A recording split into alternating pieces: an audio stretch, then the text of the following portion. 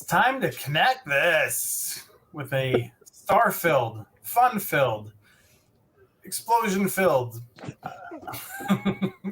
very filling, less filling, great taste event today, virtually. I'm out of sorts because I'm deeply concerned that quantum fiber might be passing me by. I'll explain more in a second. Let me start with Doug Dawson, who knows exactly what I'm talking about from CCG Consulting. Today I feel foam-filled. Foam-filled? Memory foam? Like that's how whenever I try to lose weight, I feel like I'm foam, like the memory foam, it just comes back. Yes, that's how I feel today. Travis Carter, how are you doing? I am well. I'm gonna try my new headset here. I want to be more like Doug, Yeah. So, let me see if it You works. look like a Corellian princess. Isn't it cool? These are the new Apple ones. I'm kind of excited to try. Can you hear me? Yeah. We can hear you, but you just need the beard now. A real beard. So, yeah. Well, I think isn't that in November? Maybe we'll do that in November, right? All right. Yeah. And then we have Ms. Kim McKinley from UTOPIA Fiber. Hello. I do not have any headphones. I am not filled with foam. I'm just excited to be here to talk about broadband today and listen to some very bad jokes. It's been 2 weeks. I feel like it's been forever. Like, I don't know. Like, I don't know how y'all are doing, but it seems like it's been a while since we did this. You missed us. It's okay. We get it. We understand. You ever had one of those weeks where you just feel productive, you're getting a bunch of stuff done, and more just keeps falling. You just keep doing more and more things, and it feels like today should be Saturday. Like, I don't know. I'm just it's been a while. I've been talking about how I was excited when I saw a CenturyLink crew putting quantum fiber down my alley earlier this summer, because I've been in an area that had been left behind. Although, if you go 2 blocks in one way, 4 blocks in another way, you hit fiber, but we didn't have it here. Very excited. Doug said it's not going to be there by the end of the summer. And it's close. I was able to sign up for it and get an appointment in November a few weeks ago. And then I just got a notification from them being like, we want to make sure you're ready for that appointment. And I was like, yeah, it's still 6 weeks away. And so I was curious because I saw them, they had a pop-up tent by the splice cabinet and a truck for 2 days. And I was like, oh, they're doing stuff. Maybe they're going to move the date up and I can get it sooner. So I put my address in again and it says it's not available. Before, briefly, it said it will be available soon and let me set a date. So I was like, maybe there's something weird going on. So I put my neighbor's address in. It says not available. It's not, you can use DSL. So now I'm like, oh no, like, am I losing it? Like, what is happening here? No, you just went from one system to another. They're not good at, these big ILECs are so bad at moving things from not quite ready, is ready. Someone just put your pile of addresses in the wrong pile. I mean, you already got an appointment. You'll get it. However, now we're going to have to talk about the real date. But do you think you'll get it by Christmas, Travis? What do you think? Oh, yeah. Well, we'll see. I'm going to say no. Oh. But I really want to lose one bet one of these times. I mean, we can't win them all, can we, Chris? I think I'm living proof. You can't win them all. And remember, I had the one that came right, so I can't lose them all either. Oh. So we have a jam-packed show. We've got Sean, my team member, Sean Gonsalves, coming on in a little bit. I wanted to kick off with a few ones that we're going to skip through pretty quickly. But then we are going to talk briefly about the letter of credit again, but we're not going to get mired down in it because we've given it a lot of talk before. But there are 2 things that came out from a recent discussion about it that I wanted to highlight and just unpack a little bit. Sean is going to come on to talk about the state's 5-year plans and a couple of other things that are related to that. We'll talk when Sean's out here then about how Louisiana got Volume 1 approved for BEAD already, which is, I think, pretty remarkable. Kudos to Louisiana. We're going to talk a little bit about spectrum sharing and what we could expect from that in the future and why that might be important. And if there's time, there's a couple of other topics. We'll see if we can get to them or not. But one of them is I want to talk just briefly about digital equity coalitions and the way in which they could be ripped apart between different pressures pulling them in different ways. We now have, I believe, on the order of 70 digital equity coalitions in communities across the United States, and I expect we're going to see many more in the near future. So that all said, I want to jump in and talk about GFiber again. G-Fiber is how some people call it, but obviously it's supposed to be GFiber. Announced ACP plans. I thought that was really cool. Kim, I don't know if did you have a reaction out there? You're in one of the GFiber markets, I think.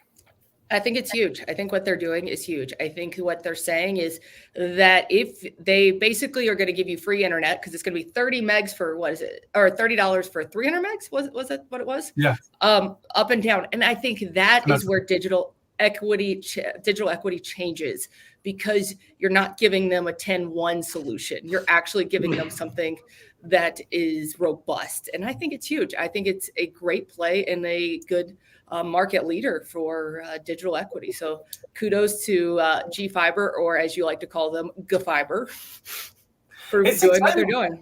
As long as the ACP is around, it will be at no cost to folks. But even if that were to expire, that's a heck of a plan for an affordable amount. Well, do you think they're doing it for a political reason, or do you think that they're actually doing it for an altruistic reason? I thought they were going to announce it a while ago. I think it got caught in some internal bureaucracy type of thing. Look at Travis. What's the head shake over here? Do you want the real truth? Yeah. Yes. All right, and I will just say this, and again, this is maybe not politically correct, but a lot of the ISPs are having a really hard time collecting the delta from ACP to their normal rate. And it's becoming very, very clear that the easiest way to do this without creating more cost and expense for you is just charge $30 for the service. Because we, along with a lot of other ISP partners, have a ton of uncollected receivables. And the cost to go collect them is so high, you just basically write it off. So I have a question for you. Wait, no, but how many? Can I understand exactly what you're saying? Make sure other people do, because you have business sense, Kim. I don't. Despite running a business for 20 years, I still don't know what some of those terms meant. So, Travis, what you're saying is if you were charging $50 and getting $30 back, I think a number of people aren't paying the $20 that they are supposed to pay themselves. Yeah, about 30%. So one in three customers that are on ACP are not paying the smaller amount that they're supposed to. So the solution to the problem is create a 100 megabit tier at $30 that only qualifies for ACP. Now you don't have the receivables problem. You're not getting a bad reputation with people by trying to track them down too much, and you're not having to spend all the money to track down that extra $20. So I mean, that's just the reality from the operator side. How that works is a societal problem. That's a whole separate issue, but I think that's what they've done. That's how you can, because you get to a point where you can't onboard any more ACP people because your cost to collect is so high. So I think what they've done, actually, they kind of beat us to the punch.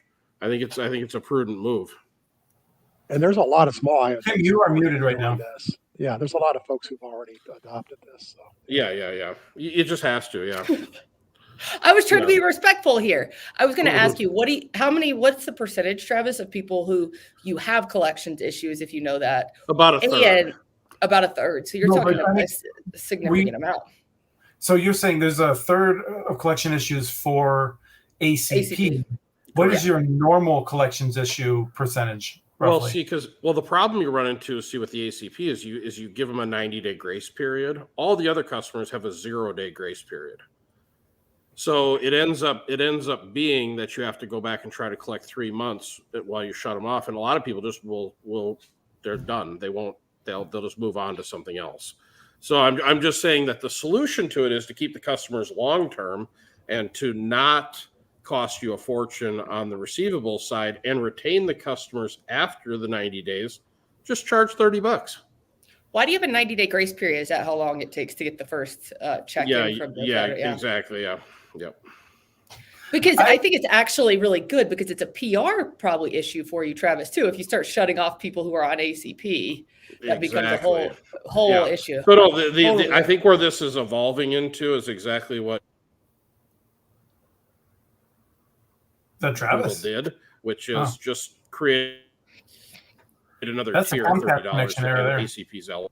Oh, hello, Travis. We lost you there. So, so again, that's just our experience and the experience I've chatted with a number of other operators. So I'm assuming that, 5 operators does not make it universal, but I'm guessing it is a factor for people.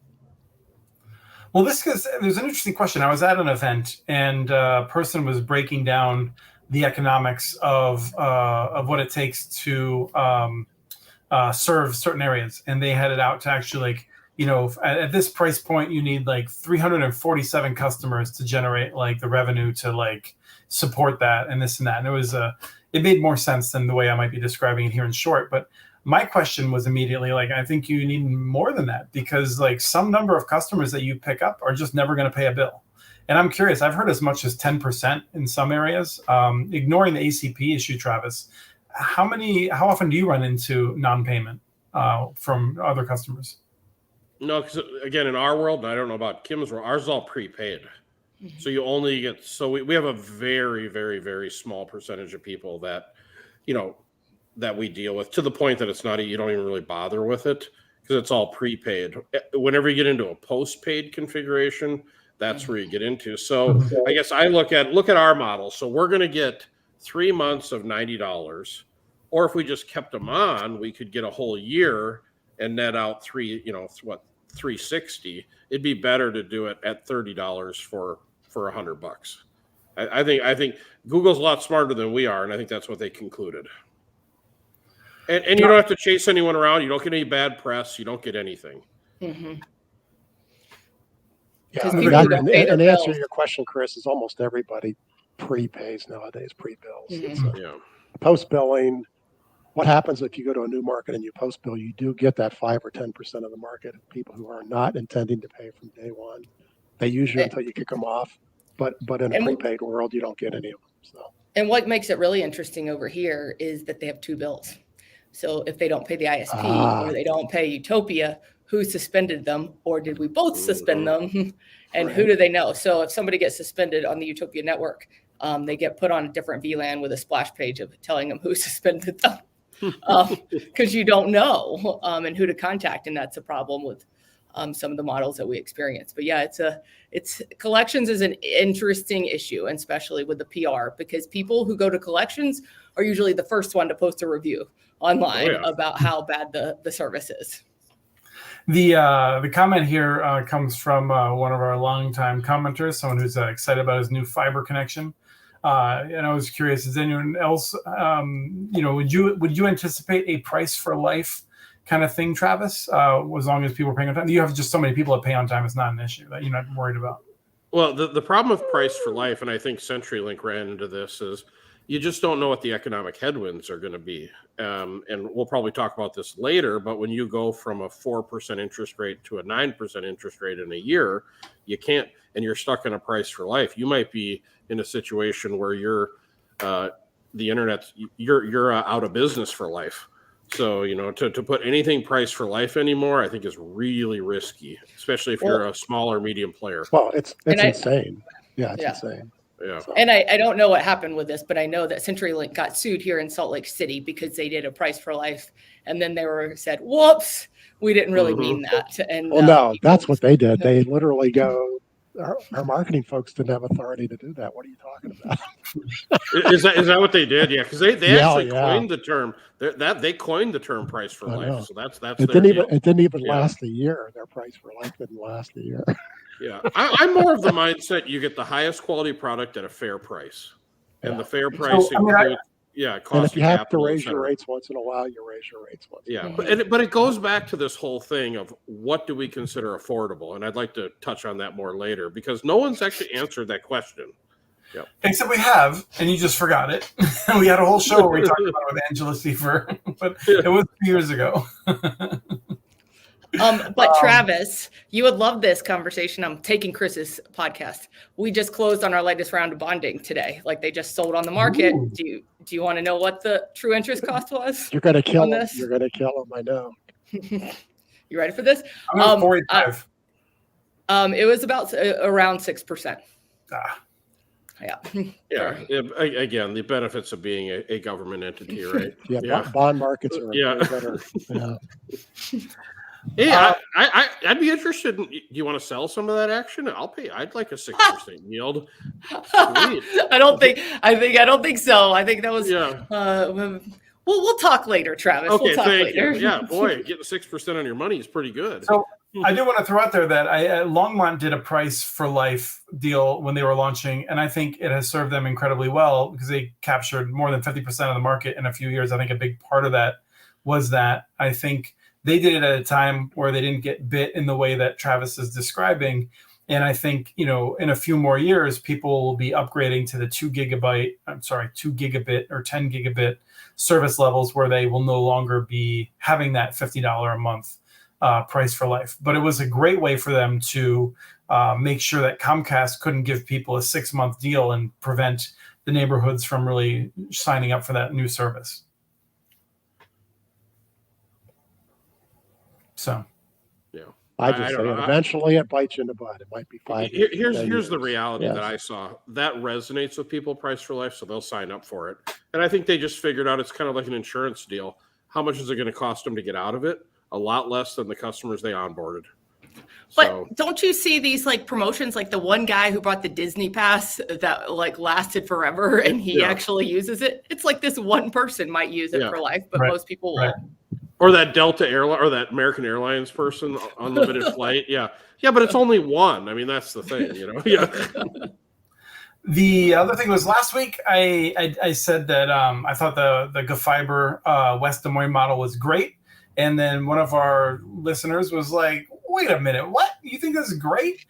And I just wanted to offer a little bit more context in that. I think it's great for cities that aren't likely to be doing anything else. I think it's a great way for cities who are probably not going to invest in building their own network to be able to pay a fraction of what it would cost to get a network across most of the towns. I don't think it works necessarily for everyone, but I'm excited that there is a model out there like that fits some cities. So I just want to come back and harp on that again, because I'm still confused why we don't see a few more cities embracing that model. Well, that model is short-term, you subsidize it. What West Des Moines says is in the long run, the economic benefits more than pay back the difference. But they're not recovering their initial investment if you look at it as a pure, profit and loss statement. But they say that the benefits, and that's where you get into what are the real benefits of fiber. They're not necessarily just the cost and the revenue stream from fiber. It's the other 300 things it does for the community. So there's not many communities that have the vision they have. Now, whether they're lying about that or not, I don't know. But Chattanooga says their benefits are humongous, right? So, but I think it's we've got to stop criticizing people for doing their own models. What if they don't want to operate it? Let them just be it. They're getting fiber. Right. I mean, if that's the goal, they're getting fiber and the city's happy. What else do you want out of a model, right? So. All right, so moving on to net neutrality is back in the news. I think most of us are just kind of annoyed, sort of the way. Carl Bodie and I just recorded the Community Broadband Bits podcast for next week. We talk about the history of some of this and talk about it quite a bit. I don't want to spend a whole lot of time on it today, but Doug, you had a quick reaction to it. What's your quick reaction to it being back in the news? It annoys the hell out of me because the issue is not net neutrality. The issue is regulation, and nobody wants to use the word regulation. Everybody wants broadband to be regulated. They just don't know that's what they want. There's no actual net neutrality issues. The ISPs are not out doing those terrible things. Net neutrality stops, partially because California already has net neutrality. If you're a nationwide ISP, you just don't do it because of that. But the ISPs do not want to be regulated. That's the big ones. So that's what it's all about. And it's just one of those things. It's like using the word 5G when it's 4G. We're using the word net neutrality when it's really regulation. So that annoys me. So. And by regulation, you mean basically the authority of the FCC to actually do stuff if there are some ISPs that are abusing, making sure that people deploying broadband have access to poles. These are the sorts of things. I mean, today, if an ISP, if CenturyLink bills someone $10,000 instead of $100, the FCC won't even do anything about it. All those things went away when that regulation died. There's a lot of things that the FCC used to do for ratepayers that has just simply gone away. The ISPs are going to say they're going to regulate our rates. No, they're not. They don't regulate cable rates. They don't regulate cellular rates. They don't regulate telephone rates. Why would they regulate broadband rates? So, I mean, they just don't want to be regulated at all. They don't want the FCC to tell them how to do anything.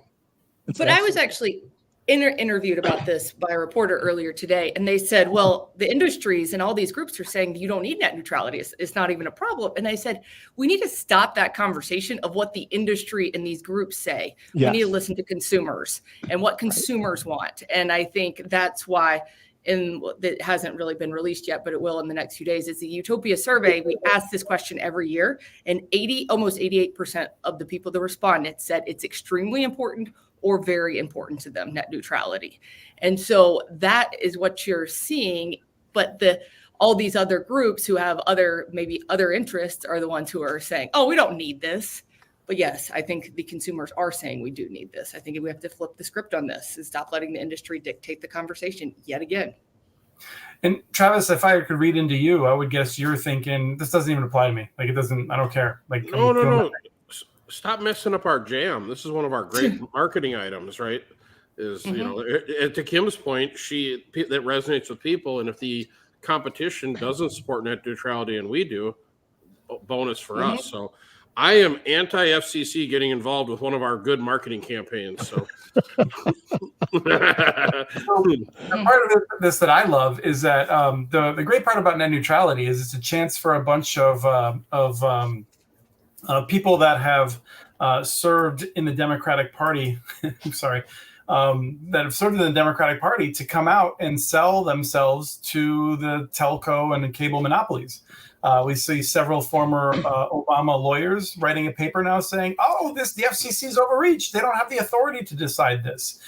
Just like we saw centrist senators selling themselves to tank Gigi Sohn's commission. This is a great opportunity for people who need to pad their bank accounts with their former public service to come out and get a bunch of money from the telcos. Kim was first. I would just like to ask you, do you think this is a stunt on Rosenworcel's, like in her little hat, little toolbox, if you will, to try to get her reputation better since of the FCC fiasco? Because it was one day after that she announced this, after I would assume the whole FCC. I would assume that she had this plan, that she saw that this was a very popular thing to do. And so, not like that. I mean, I don't think industry is going to argue about it and have put tons of money into it, but I don't think they really care at the end of the day that much. As long as the fight doesn't go any further in the direction of regulation, they're happy for it to stop with net neutrality, I think. Anyone else? Travis? Is there a bet here? I feel like a chicken wing bet coming up. I say the FCC does nothing. I'll take that bet. They're going to do it. They'll pass it. I think they're going to pass the rule in 4 weeks or whatever when their next vote is. Okay. And the funny thing is, the courts have already ruled that the FCC has the authority to do this. We don't have. Oh, that was a different court. It was eons ago, Doug. Well, yeah, I know. I know. But Doug, how are the wireless providers going to react? Because they don't have enough spectrum not to rate limit. It's not about rate limiting. It's about whether or not you are discriminating in how you rate limit. If you are rate limiting some video providers more than others is the issue, not whether you rate limit video as a whole class. Oh, so it's like net neutrality light. No, that's what net neutrality has always been. No, I mean, they can't make your network go faster than it goes. So okay, thank you. Our marketing is good. If you rate limit everybody, then you're not discriminating. Yes. So equal discrimination is good then. Okay, yeah. I get it. Okay. Yeah. Oh, well, then our marketing's fine. Go ahead and do whatever you want, FCC. Yeah. Yeah. We're going to bring Sean on to talk about what the states are doing with some of the state plans. One of the things that when I asked Carl Bodie to come on the Community Broadband Bits podcast, he and I have been going back and forth about something, and he just pointed out something that he says all the time on social media, which is that, if you look at what the government says, the Federal Communications Commission, the states, whatever, no one actually recognizes that monopoly is a big part of the problem that we have in getting high quality internet access out to everyone. And so Sean, our associate director of communications, had already been looking at state plans, and you really dug into this. Sean, first thing I have to ask you is, did you just like run into a phone booth? You were wearing a hoodie like 10 seconds ago. I was, man. I was going to call myself Superman, but I better call myself the Black Panther. Sean Wick Bozeman. Don't try to like outclass us with that nice outfit that you have on. No, really, why I did it is the tag on the back of the sweatshirt was driving me crazy on my neck. So. Real reasons. Okay, so Sean, what did you do digging into some of these state plans? Well, I mean, like you said, first of all, it's like I don't like know of anybody that disagrees with the observation that like the market is broken and we're all like in this chokehold of like monopoly incumbent. So it's like, all right, so what are the states saying about this in their BEAD plans? Which, by the way, the Biden administration calls the Internet for All initiative, which is another discussion and I think is a mistake. But at any rate, so I'm going through these plans, and I specifically said, you know what? Let me do a word search in all of these BEAD 5-year action plans. Not all states have submitted them yet, but a good chunk of them have. And let me see if the word monopoly appears anywhere.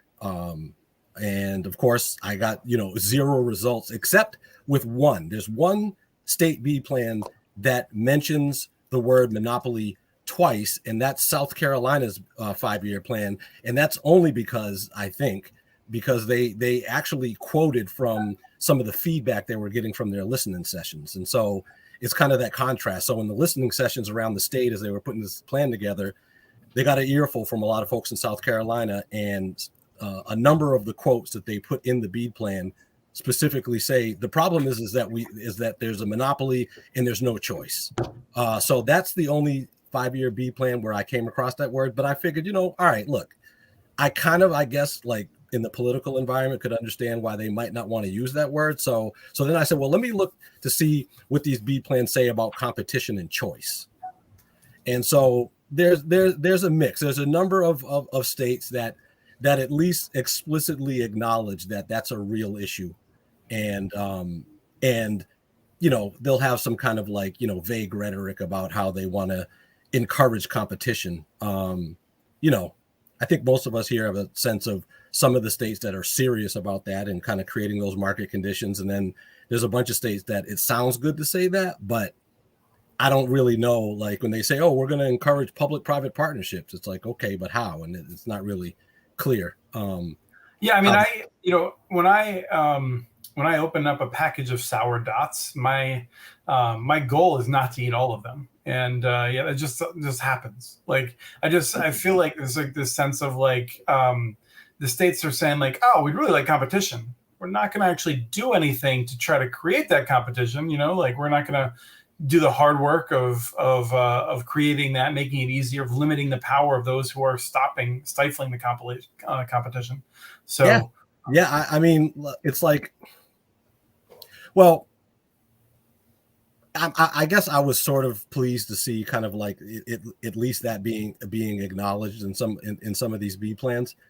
And then there were a few that kind of like stood out to me. Louisiana's 5-year plan, and then of course Louisiana has filed their initial proposal, their volume 2, and they're the first state to get their initial proposal approved. So they're leading. Volume 1 of the initial proposal is approved. I think volume 2 is not yet done. Right, but they're leading the pack in kind of making their way to unlocking those BEAD funds, and the reason why I think Louisiana that NTIA has signed off on their plan is interesting, because to me it's a signal of what NTIA is going to accept moving forward. And let's hold off on that, and let's get a reaction from Travis. Go ahead, Doug, first on this issue of like no state calling out monopoly as a problem. Well, first off, South Carolina said it because they have a broadband director who's massively anti-monopoly. So that's part of his, Jim Stritzinger, that's really part of who he is, right? So he's been battling that for 10, 15 years. So I'm not surprised that they're the only ones so far that did it. The choice thing, there is no such thing as choice with BEAD. You're giving somebody a rural area to go build broadband in. How are you going to do choice there? Whether it's a little company or a big company, you're giving them a monopoly. I mean, choice and rural broadband really don't mesh together well.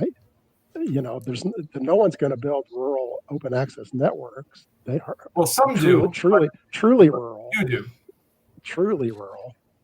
No, Kim doesn't. She doesn't build them in the middle of nowhere. No, Kim doesn't, but I think Napa Valley in Colorado has. There are, I just want to say no one because there are a few. Yeah, but it's a really hard model to make work. So right, you need all of the revenues. You can't just share the revenues with another party. Well, you need them right. You need to come together with a group of cities. You can't just build a standalone open access network by yourself. But I think this goes almost to Travis's previous point about affordability. What does competition mean? Like, what does competition really mean? And when they say that, and I think that's the question of, does it mean multiple providers? Does it mean open access? What does it mean? Who knows? Well, and that's a great point. We're going to see some of these BEAD networks where the starting prices will be $100. I mean, I promise you that's coming.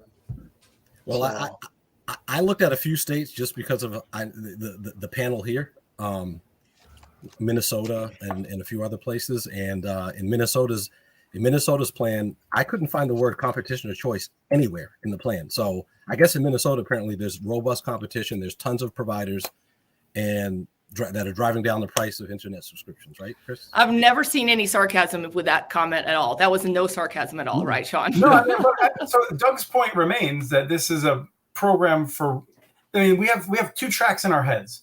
One is, in reality, this money is for rural areas. In some states, all rural locations that are unserved. In some cases, a fraction of them.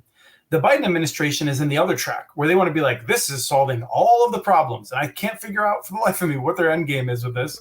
But the 5-year plan isn't supposed to be just rural. The 5-year plan is everyone's connected, right? We're solving the problem for everyone. And so in theory, the 5-year plan shouldn't be limited to just BEAD, but it should be talking about, what we're going to do in urban areas as well. And how can you do that without talking competition? Now, see, that's a different issue now. When you talk cities, you have to be talking competition. Otherwise, how do you even talk about it? Yeah.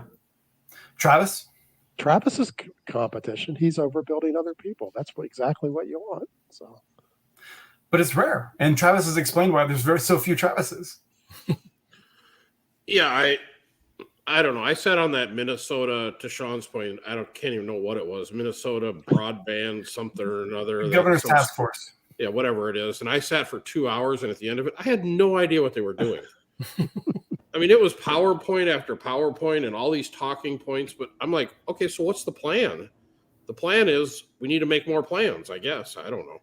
Well, if you're an incumbent with a monopoly, yeah, that is 100% the plan. And that's why when they create these task forces, if you see that roughly, 25 to 35% of the members of the task force are the incumbents, and the plan is in the task force is supposed to be unanimous, that the goal is to waste time. It is not to advance anything serious. This is a genius program, this BEAD, right? Because people are going to be dinking around in the rural, areas for years, while all these companies are making a fortune in the metros. So, it's genius from a business standpoint. Just let everyone worry about these little outlying areas that are underserved while they continue for the next 10 years as in your monopoly state in all these major metro areas. What did we decide? 82% of Americans live in these metro areas. Of course, why wouldn't you? And most of them have only one real choice. Sure. Kim, you may be happy to note that Montana's 5-year BEAD plan specifically shouts out Yellowstone Fiber and talks about it as a model of increasing competition and so forth. But one thing I thought was interesting, Missouri isn't a state that I think of as like a hotbed of municipal broadband, but under their section on encouraging competition, they specifically say that they're going to be working with cooperatives and municipal broadband applicants to try to increase competition, and they make the link between that and affordability and what have you. Except there's a law in Missouri that makes it very hard for a municipality to become an ISP. Well, I think that's the thing. What are you saying and what are you doing? It's two different things. Right. I think there's a lot of good people at the broadband offices, but how do you actually get into operations? I think it's a totally different discussion. I want to be clear. in Missouri has one of these laws. These laws are now quite old, and many of them are more geared toward local exchange services and cable television services. Missouri's law actually allows cities to do internet type services. So I don't know what that means, although I think that's everything today, like literally every service. And so, some states do have barriers, but in practice, they are not as strong as you might think.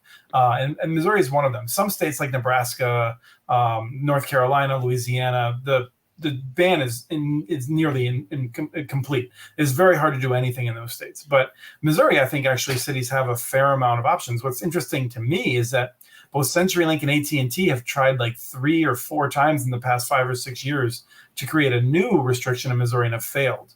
Oftentimes, the sponsor of that bill refuses to work with them in the future because they feel so burned. But meanwhile, there's no cities in Missouri jumping into the business. So, well, Doug, how is there even a plausible way for anyone to start up, in a competitive internet provider in a major metro anymore?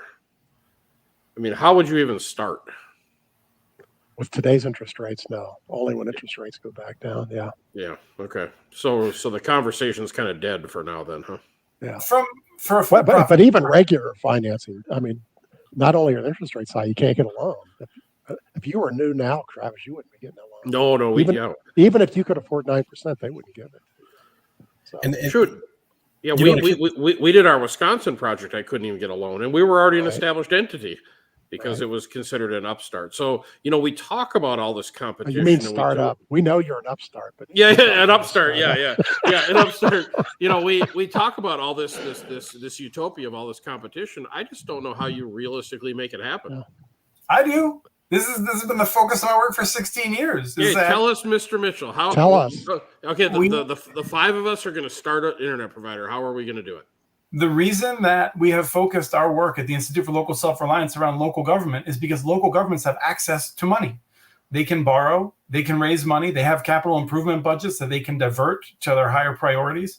And so that would be what I would expect to be seeing more of in the future. If interest rates remain high, I think we will see more nonprofit type approaches like Project Waves in Baltimore, Digital C in Cleveland, both of which have, pretty unique stories. But I think we will see others saying, well, okay, so if we need to budget a few $1 million out of the city budget to get this nonprofit going, then maybe we're going to do that. And we're going to do a partnership with philanthropy or something like that. But I think that's one of the things we'll see in more urban areas.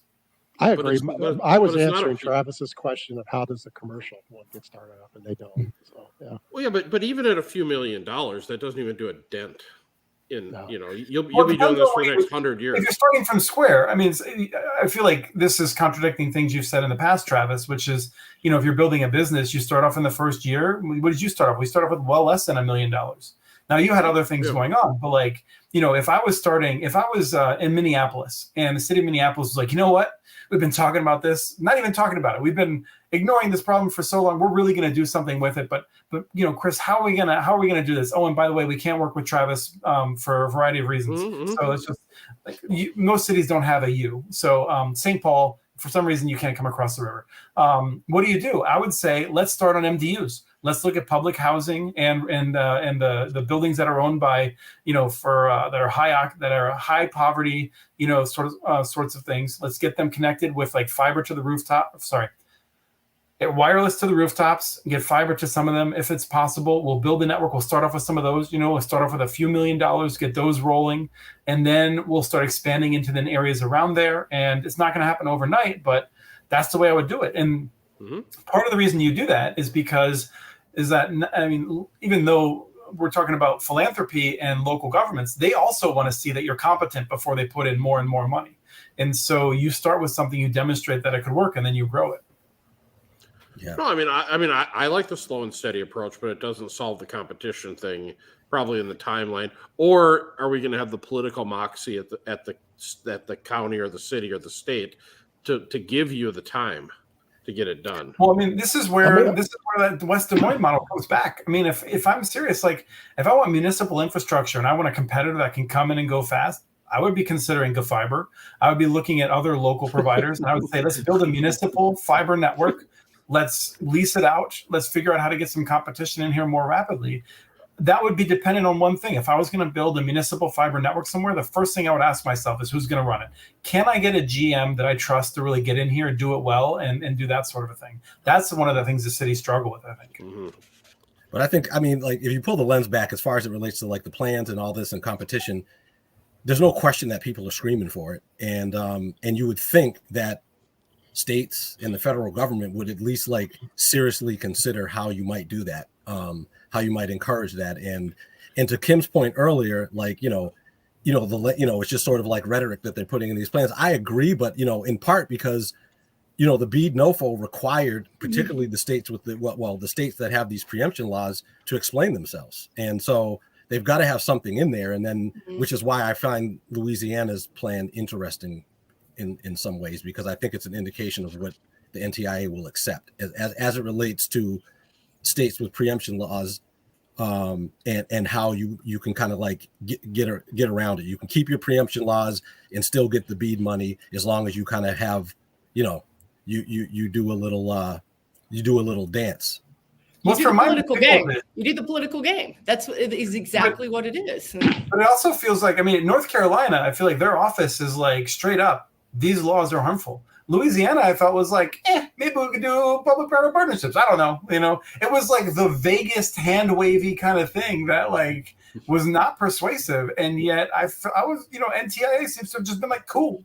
Right. I don't know. Louisiana's plan seems to make a big deal about these local support letters. I think that's their like workaround on it. Like they'll they'll give extra, weight to applicants that have, local letters of support. And I think that's how they're going to broadly define not excluding municipalities from BEAD.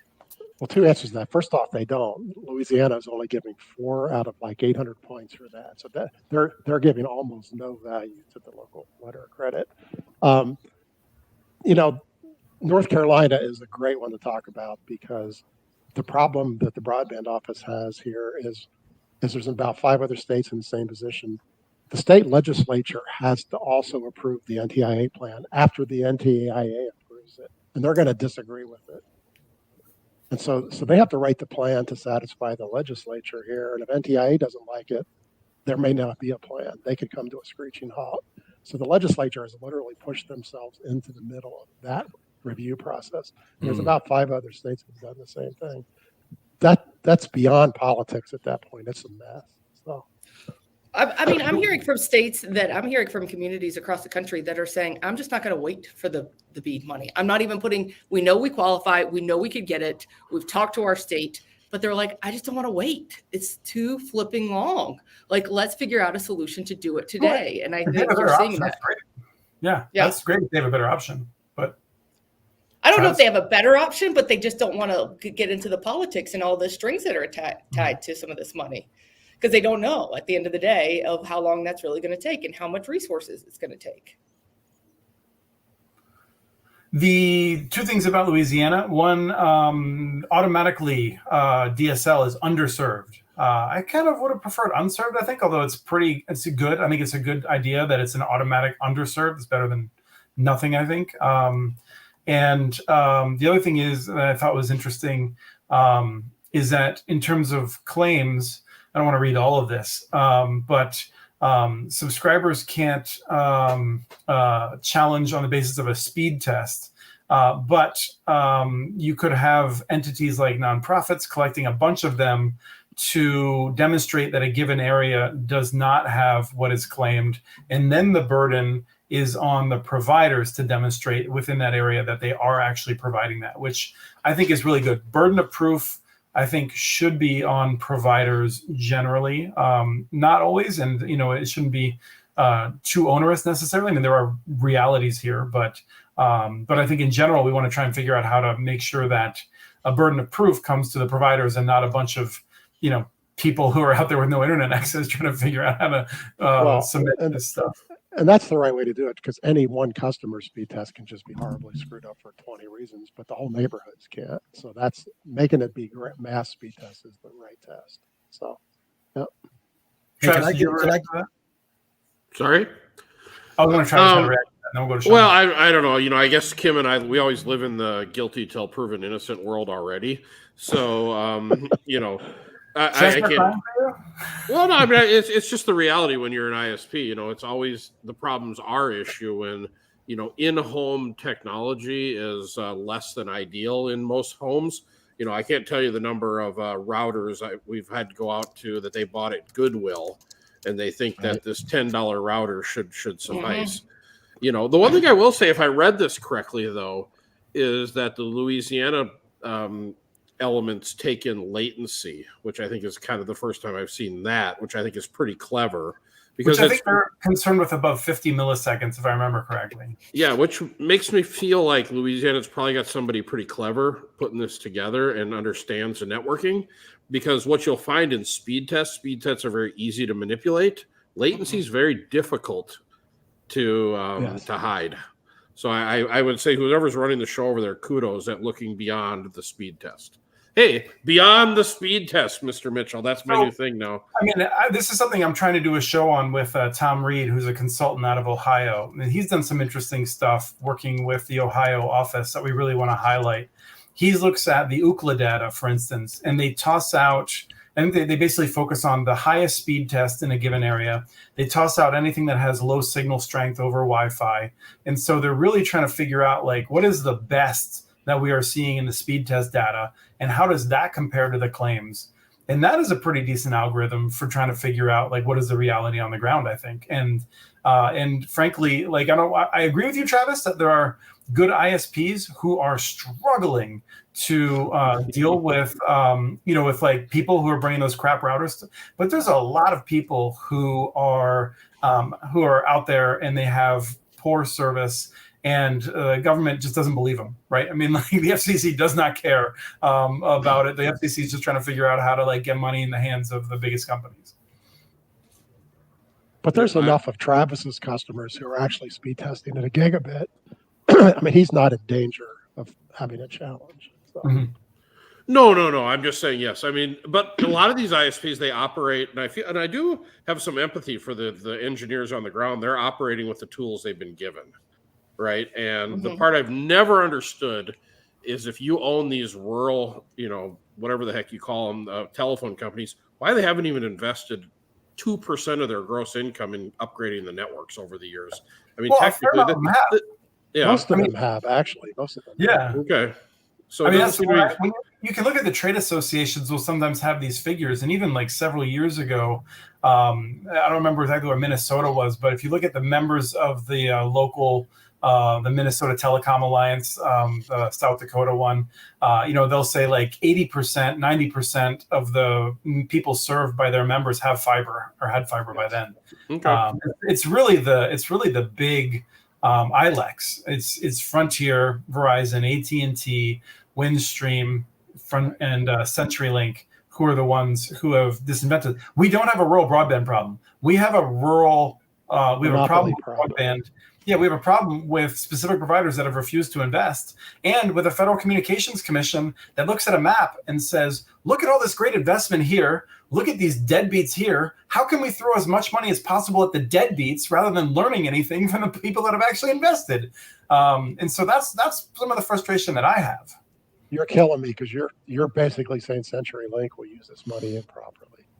So can I get in on that? Don't you guys have like a running bet about like what percentage of the BEAD dollars is going to go to the big incumbents? Can I get on that? Yeah. Come on, let's do it. Well, I was a little bit more optimistic, but now having read these BEAD plans and how like a lot of them are just like, oh, we're going to encourage public-private partnership, and then I'm going to say like. So what are the, like I want to do like the price is right. I think I want to bid like cynically above whoever had the highest. You can't beat Travis. I think he said all. Yeah, you're gonna be in that race here. Yeah, and watch out for Slippery Mitchell here. He keeps changing. He started out at 2% is going to go to the big guys, and now he's trying to slide in the 50s. So I might have 1% here for you, Travis. No, seriously. I mean, I think electric cooperatives will probably make out pretty decent with BEAD, but outside of that, I'm thinking like 85 to 90% of this money is going right to the big incumbents. It's absolutely. I'm still in the 70% camp, but some of the other folks may not be that saver either. I'm with Sean. I'm mean, up to like 91%. I'll go above you, Sean. 91%. I'm gonna sit right above Doug. I'm at 75%, I think, right now. I do want to ask this question from. So I get everything under 75. This is awesome. So a variety of assumptions you can make. How many residential customers is reasonable to feed via 10 gigabit backbone? Sean, you're first. No, I'm just kidding. No problem. Travis, you're muted. I thought you just said something. Sorry, Kim, you want to take that one? You go for it, because I'm such a technical person over here. Well, okay, so I'll give you. Okay, so here's approximation I'll give you, and you always have to calculate based on your busiest times, which for us is Monday nights or when they run the season finale of football. So Super Bowl Sunday. Yeah, whatever that one. Oh, is. that thing. Okay, just wondering. Yeah. And apparently some girl went this last, I don't know, it's all over my Facebook. Somebody went to the Kansas, I don't know what the hell happened in football. But anyways, 50,000 customers would be 300 gigabit. 82% of that should be directly peered to your caching servers and stuff. So that kind of gives you an idea. And the more subscribers you get, the less per bit you need to buy. So a 10 gigabit connection, I would roughly say you could probably get 2,500 to 3,500 customers on there.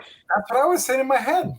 Right there. And as he just said, though, as you get bigger and bigger, you'll need less than 10. Yeah, exactly. Yeah, the key to this whole thing, if you're going to set up an internet, is if you're going to set up an ISP, is if you're North Korea.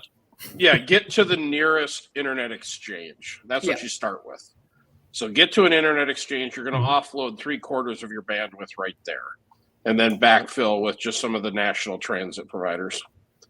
So what Travis, you're saying that, and so one of the other points you made. Now, if you upgrade that to a 40 gigabit link, you don't just multiply by 4. You might multiply by 5 or 6 because or by 10. Yeah. Or even 10. Yeah, it gets big real fast.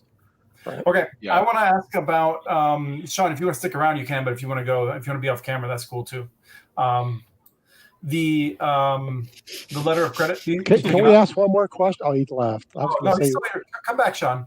I was just curious. Was there any other big finding out of reading all those? No, nothing too surprising. It's just it's a lot of encouraging public-private partnerships. But with this whole letter of credit situation, I don't know. It's not like states can compel ISPs to enter into public-private partnerships. So I don't know how they're going to get past that. But there's one state, and I was just trying to look up that it stood out to me just because they were saying, the way to increase competition is to focus on like middle mile networks, and I felt it like. Isn't that what wasn't that what like the big guys convinced like the BTOP program to be about? And Mass Broadband 123, Alberta SuperNet, any number of other one of these. Like, I mean, I'm on a board of a middle mile open access network. And how much competition has it encouraged? Why are you trying to figure out how to fill in all those holes?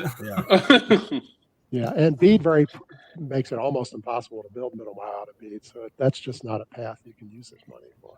So yeah. We need more we need more middle mile investment. I don't want to trivialize that, but there's a lot of people who are just use that as a way to try to change the conversation away from something that could take customers away from the big monopolies. Yes. Thank you, Sean. All right. See y'all. See you, bud. There's I didn't actually write down his title, but I believe that NTIA, the letter of credit. There's an article here from Broadband Breakfast. I think that Evan from the chat, Evan Feynman. Yeah. Yeah. He said the letter of credit requirement accomplishes 2 goals for the NTIA. It promises some recovery if a project fails, and it offers a chance for third-party financial analysis of projects. And I think both of those are kind of bogus. I'm not convinced in any way. Now, this was part of a story about how they are reconsidering it. So at any day, we're hoping to have news that this will be a less of an onerous requirement. But even these 2 reasons strike me as there is no reason to require this. None. those are completely bogus. They have nothing to do with the reality of the banking world. So, Well, did you read that article? And banks who give letters of credit have no idea how to judge a broadband business plan. So that's crazy. So, I did like it. They were like, this is not a grant program or whatever, how it was positioned. That's my second quote. Don't step on it yet. So, Travis, did you have a reaction to it? No, I asked 4 bankers if they would write letters of credit for a public-private partnership, and they all told me to go pound sand. Right. So, well, that's just the market telling you don't know what you're doing. I mean, exactly. No, I understand. I said, oh, and we decided we cannot trust you. Well, and Travis has more access, and I need.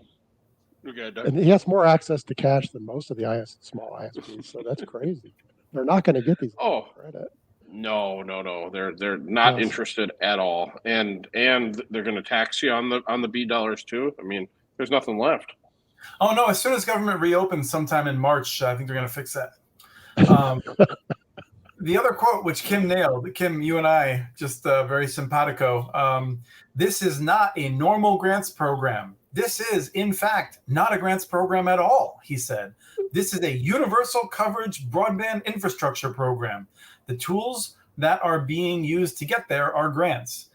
Why do these people think it's a good idea to keep making promises that they cannot keep? I can only assume. I don't even know what those words mean. No, it's just. I mean, I got to think that we are going to see broadband is going to, if it's going to play any role in the next election, it is going to be Republicans beating Democrats over the head with all these promises, and everyone being like, "Well, of course, my internet's only more expensive now. What is the issue?" So, and also, I mean, one of the things that I think we'll see is that in upcoming elections, anyone that wants to run across Democrats will be able to say, A, they made these exorbitant promises, and then B, I have to assume that the big cable and telephone companies are going to raise their rates the amount that they assume they would anyway, but now they'll blame net neutrality for having to do it. Yeah, absolutely. It's all net neutrality's fault. And Travis quote. would raise his rates if he could get a line of credit. So. Yeah, that is true. I keep looking at this quote. It's like, we're not a grants program, but yet at the end of the sentence, we are a grants program. So you just went in a whole circle, and I had to read 3 lines to get there. Just asking. Yeah, just asking. It's I mean, I come back to, I think I mentioned this on a previous show, but speaking to someone who knows so much more than I'll ever know about the FCC and whatnot, and just sort of like asking what exactly are they possibly thinking? And they were like, there is no one, on the commission right now who understands how broadband works or how the industry works. To the extent that they have any experience, there may be a lawyer at some end of the firm. And I'll tell you, like I've talked to some folks. Some of the big companies have reached out to us over the years because they view us as subject matter experts, like some of the strategic offices and things like that. And we've had candid conversations. And I don't think any executive of these companies actually has a good handle on how any of this stuff works. I don't think anyone at the higher level has any idea. This is all just financial games for them. It's nothing to do with the technology or how it works. Well, and let's tell the truth about these big ISPs. They're not even trying to make money. T-Mobile, who's had one of the best years you could possibly imagine, they gained 8% customers over the last year. Their earnings are record levels. They used $11 billion to retire their stock. That's what they're all using the money for. They're not putting it back into infrastructure, or they're not putting it in R&D. And I just pointed them out, but they're all doing exactly the same thing. It's crazy to think that these guys care one whit about the actual customers at the end of these lines. They only care about the stock price. So, any last comments on that, Travis? I almost did a rant there, Travis. I was getting. I've tried a couple buttons to get a rant going here, but I will stand by the connect this show offer to the FCC and the BEAD and whoever the hell gives all this money.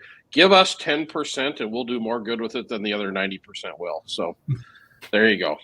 And we will. Doug, I will join that. We'll do it. Yep, we'll hire Doug and Chris and Kim, and we'll go out there and we'll hook up more people and do more good with what, $4.5 billion.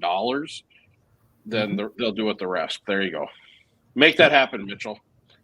All right, Matt, got my marching orders. There was a report, spectrum sharing, and this is exciting for me because this is one of those things that I keep thinking that I'm hoping we'll see in my lifetime.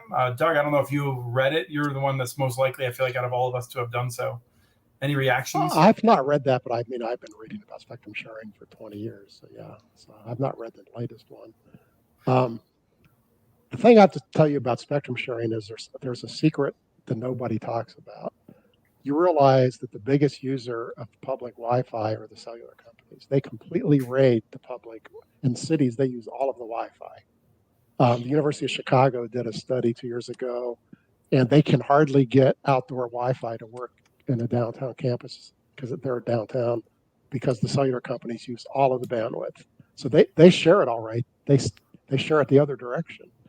The whole point of sharing is all these spectrums are only used in cities and they're not used in the other places. They should make them all open to use. We all agree with that. So.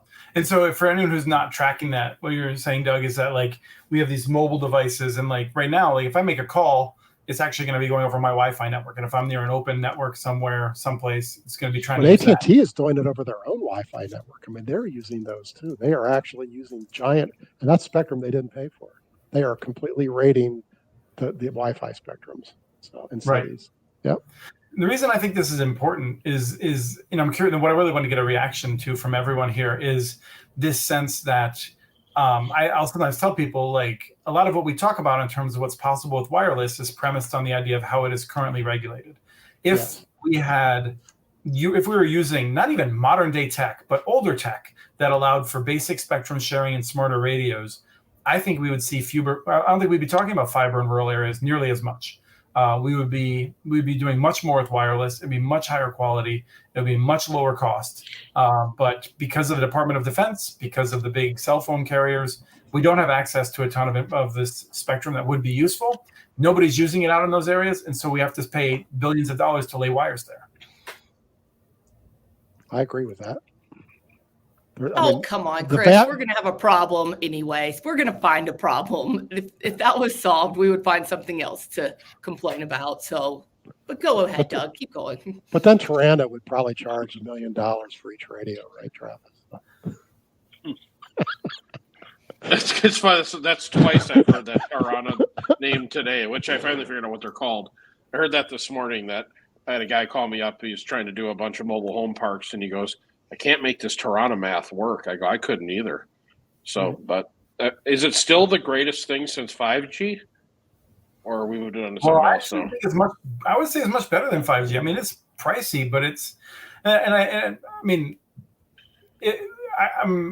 am interested to know more about that, because I got to think that if any one of us was tasked with connecting a mobile home park, we probably would be using maybe Wi-Fi or Tirana. Yeah. Or something called fiber. You ever heard of that? Now, here's an interesting 5G thing. Fiber to a mobile home park. It's actually quite difficult. The owners don't want to let you in there. Where you attach to it is an issue. There's all kinds of problems. An interesting 5G point. AT&T wrote a blog 2 weeks ago that said they're finally going to actually start testing 5G features. All the 5G up to now is actually 4G. So. There is no 5G in the world. They're lying to us, Doug? You're telling me they're lying to us? Okay. Well, only 100%. Yeah. But AT&T says they're actually out testing things finally that are actually 5G. That's the first time I've seen anyone actually say that. Not that they're implementing it, they're testing it. So. I'm with Ruben. I feel like my dead animals are about to come back to life if that 5G tower is close enough. So, I'm really happy about this. You know, a country that has people that believe that there were litter boxes in elementary school classrooms is possibly going to freak out as soon as some website starts reporting that the new 5G radios are going to bring back dead animals. You're responsible for some kind of panic. Well, and the rumor started here. So, glad we can make a contribution. I want to talk about the digital equity coalitions, and one of the things that I think we're going to see with digital equity coalitions is more and more stress as some of the digital equity coalitions recognize that they can only get so far before they have to deal with the fact that people don't have a connection in the home. And without dealing with the big cable and telephone monopolies, we're not going to get another connection home. I don't think Charter Spectrum is ever going to do a good job of connecting low-income households. Comcast has been at it for more than 10 years. They've done as good of a job as can be done, and there's a lot of folks that still need to be connected in Comcast territories. This isn't a job for them. They're not well suited to it. But at the same time, these companies are putting money often into the digital equity coalitions, specifically so they can threaten to withhold it or to, basically have a lot of influence when these questions come up. Because that's the reason, so they can influence the policy. Yeah. Yeah, because and I don't even think it's a matter of I don't think Charter or AT&T really cares if some nonprofit or municipal ISP takes all the public housing. They don't care about that. They're worried that it will then expand and actually create a threat to them, which is sort of what Digital C is doing in Cleveland. Well, the other challenge these groups have is after this 3 years grant money runs out, are these programs going to be sustainable? Because they're using these grants to hire people. Those people will not be funded 4 years from now. So, and that's a digital real equity challenge. Yes. Digital equity is a hard one. It's just a hard one unless you have a city owned or something like that, and you're having to go to these big guys. It's going to be hard to really get accomplished at. I always say that the problem with digital equity is operationalizing it. It's not that people don't have great ideas, but it's really how do you operationalize the day-to-day on the digital equity front. Any reactions, Trav? I was actually writing down what Kim just said, because that's probably the best thing I've ever heard is, how do you actually, well, you and I have talked about this in kind of more of our lingo, which is how do you get stuff done, actually make a difference? Because it seems like a lot of people want to talk about it. Hell, I sat and listened to it for 2 hours and I still couldn't figure out, all right, so what are you going to do? And Chris, you and I have talked about this for 5 years, and it's a tough one. It's a tough nut to crack. I'll tell you that. Yeah, I mean, in Minneapolis and St. Paul, there's no one that even talks about it really. Not at a city level. They want to shout at Travis and they want to cash checks from Comcast and Charter Spectrum, or not Charter, not in the Twin Cities at least immediately, but from CenturyLink and whatnot. But they usually don't take much of an interest in it. But if you look at Columbus, a number of cities like Charlotte, they're doing, I think, good work, but they're going to be running up against these challenges of how you do it. LA, certainly, you have this coalition that's trying to deal with this. And I'm excited in some ways. I think that, cities and counties are starting to recognize that someone's got to do something and there's no one else but them. And it's the first time at least somebody's trying. I mean, it's a good start. I mean, I have nothing bad to say about these efforts. So. But are they sustainable? That's going to be the question. So, right, and Digital C is sustainable in part because they have an endowment, and I think that's one of the questions. I think philanthropy in this area has been, first of all, massively under-resourced. There's very little philanthropy actually trying to solve this issue, and most people in philanthropy, I think, are scared by it. They don't understand it. They don't know who to talk to about it, But we need to figure out how to be serious about this. I look back at how Carnegie built the libraries, and the question is there philanthropy that's going to step up at that level to try to get people connected? I haven't seen any sign of that. That's what Travis is doing wrong. You didn't build a library, Travis. Well, I was actually going to ask Kim if it's okay if I use that operationalized digital equity. Can I use that? Is that public domain, or do you have that is public domain? You're welcome. Okay, thank you, appreciate it. Because that sums it up in 3 words. Well done. Yeah, I love it. I was in a city where the digital equity person that was responsible for it. This was last year, 2022, I believe, and this was a major left coast, lefty city. And the person said something along the lines of, "Yeah, we have a plan to make a plan." And I was like, "It is 2022. There is a historic amount of money that has been delivered to you, and another historic amount of money that is going to be available to the state for digital equity planning. And the best you can say is you have a plan to make a plan. You should quit. You should be fired. Like, you are not doing your job. Like, this is ridiculous. You need to figure out something. Try something. If it fails, try something else." I mean, this was my issue with Palo Alto over the years. With they're sitting on millions of dollars, saying, "Oh, we just don't know. There's so many questions about municipal broadband. We don't know how we would get the answers to any of them. Oh, and by the way, we have $20 million sitting in a bank account that we're only supposed to use for fiber. What could we ever do?" And it was just like, there's just some people who exist to not take action. I feel like it's infuriating. Well, I mean, people who work directly for governments, not like UTOPIA, who's sort of ancillary to governments. A lot of those folks, by definition, are completely non-entrepreneurial. I mean, let's be serious. So, I mean, you have to be entrepreneurial. You have to be entrepreneurial to make any of these things work. You have to be. So, we do have a question from Juan. We'll take this, and then we'll probably sign off for the day. So there's this question, and Juan is asking specifically about higher quality connections. We're not talking about DSL. We're talking about a high quality. And so I'm curious, Travis, if you have any sense of this. I think the question that I would pose that Juan makes is basically, what percentage of people living in Minneapolis are not having a connection and they would like to have a decent home connection? So the only data point that I have is during the pandemic when we opened up our public Wi-Fi network and we had 7,500 people use it on a day-to-day basis. But I can't tell you that's a linear kind of answer. We've tried to work with schools and different entities, but we can't get to that root data, quite frankly, unless you know of a place, Chris. No, I mean, I don't think there's any data that's been collected along this, although I'd be curious about Kim and Doug's gut feelings. I would put forth that I would suspect that on the order of 20% of Minneapolis, I would suspect are people who are not able to get internet access in their homes. Some of that could I would say 15 to 20%, and it's less only because Travis has built some. But if he wasn't there, it would be 20% easily. Yeah, most cities are at least 20%. So.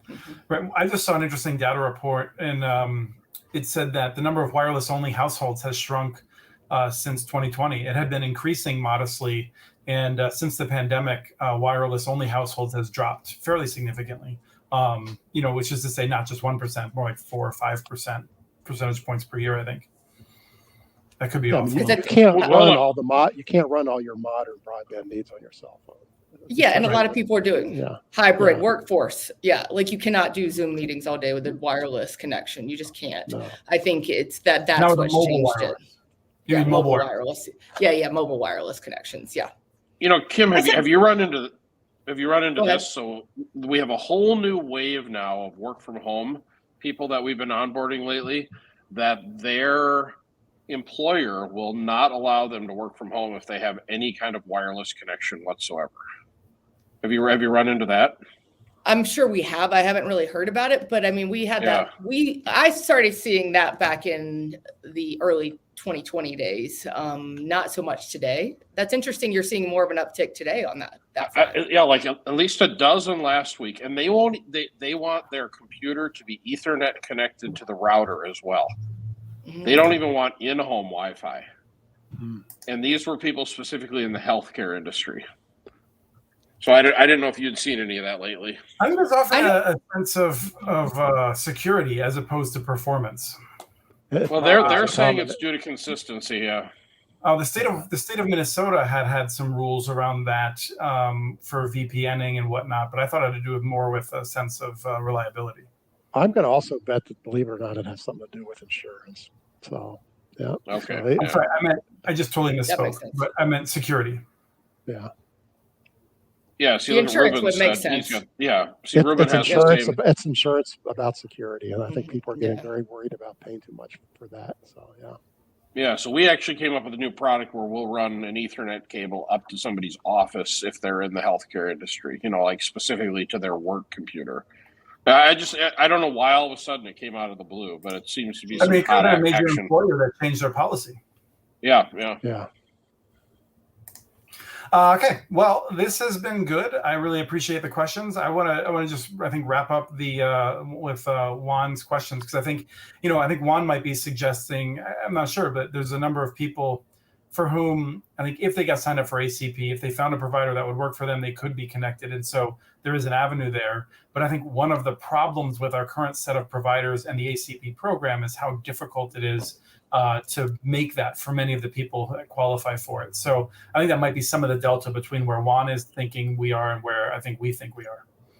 Well, one of Juan's points was there are people who just don't want internet. I mean, they do exist. You couldn't give it to them for free. So, no. Right. I just don't think there's a whole lot of those. And even some of those have grandkids that they want to come over. Right. So. Right. Well, we'll aim to be back in about 2 weeks or so. Sure, there'll be more topics. I need to get an invite out to, I'm going to see if Mike Dano will come back, see if we can do this LTE show, sort of present and future. We had some questions come in that I've deferred to that.